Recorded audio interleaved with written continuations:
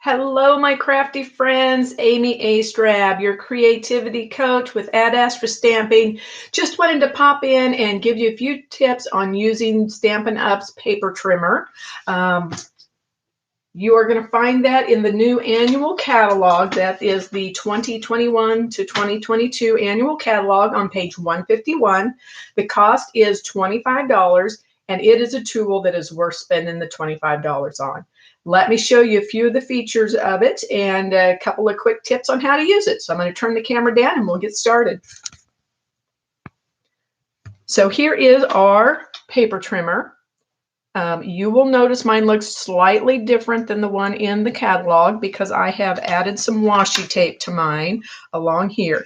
That is because our trimmer comes with both English measurements or imperial measurements, inches, and also metric or centimeters. So you can measure either way. I do like to watch a few of the ladies that are in the UK and they go by centimeters, but usually I convert that over to regular inches for my own behalf.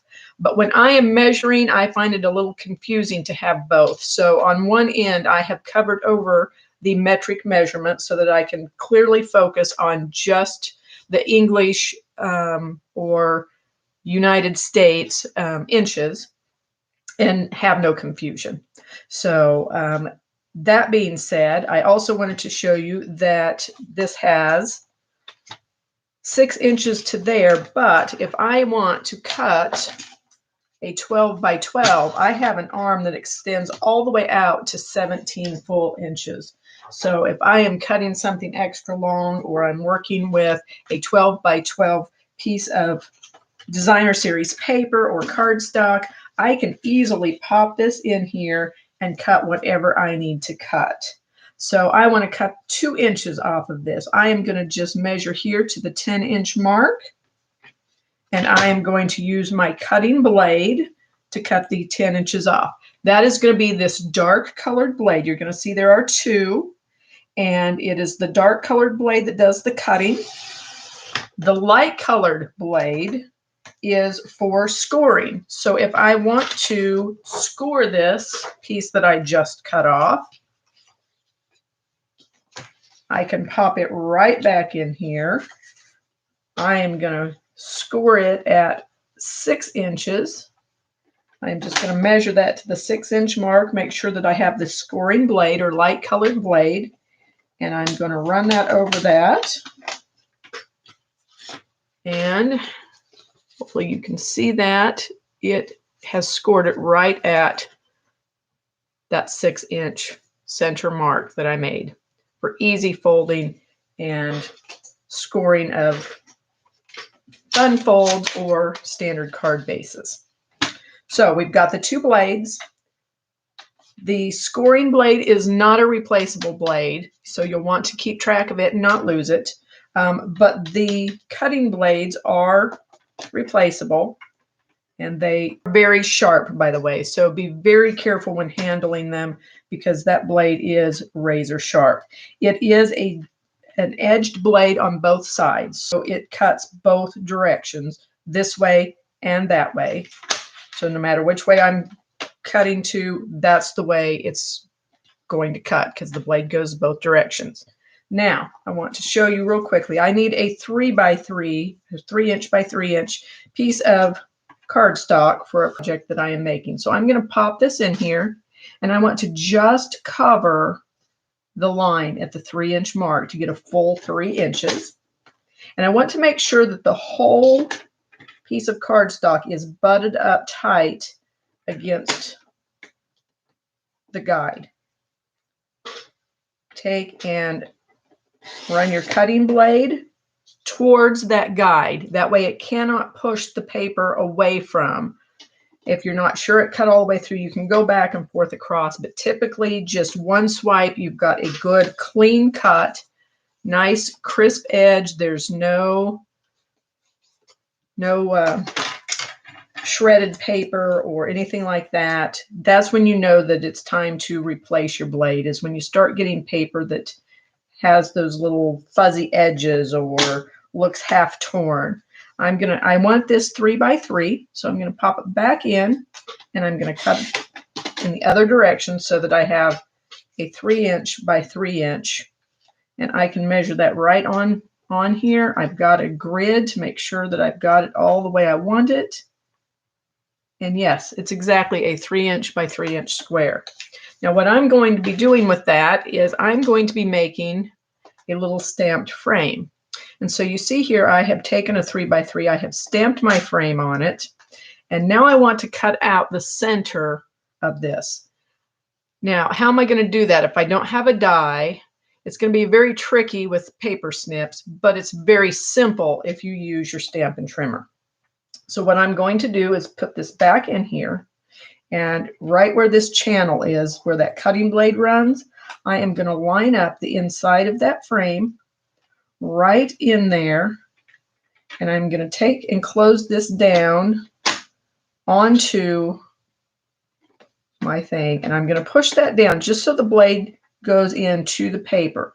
When I lift that up, and you probably cannot see this on camera, but I can see just a tiny little slit right where that blade went in, and it is where I want my cut to be. So I'm going to pop it back down, and I am going to run, and I don't know if you probably can't see this. I'm going to lift this up, and I'm going to show you in the camera. Hopefully you can see it. There is a little line on either side of this blade.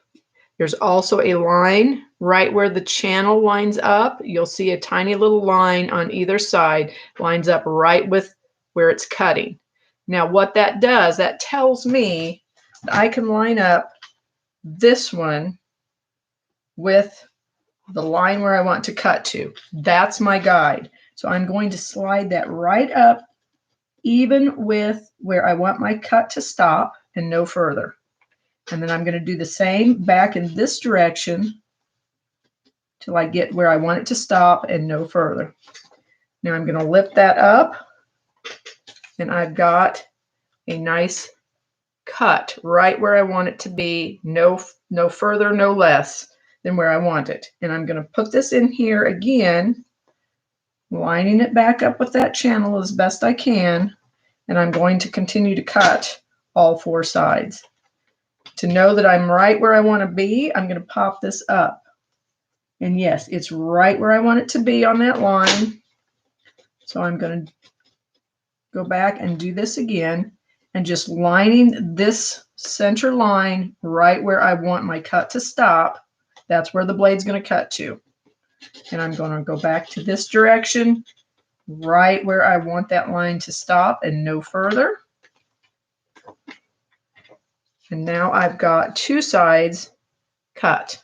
I'm going to continue to do that all the way around until I've got it completely cut out.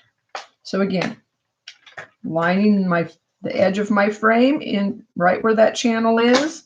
I'm going to pop this down, and when I push that blade down, it just makes a tiny little, and if it's off, if I want to go in a little more or I've gone in too far, it's not going to show.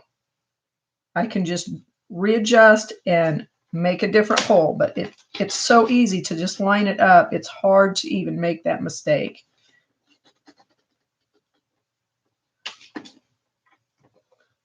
So now I've got 3 sides cut.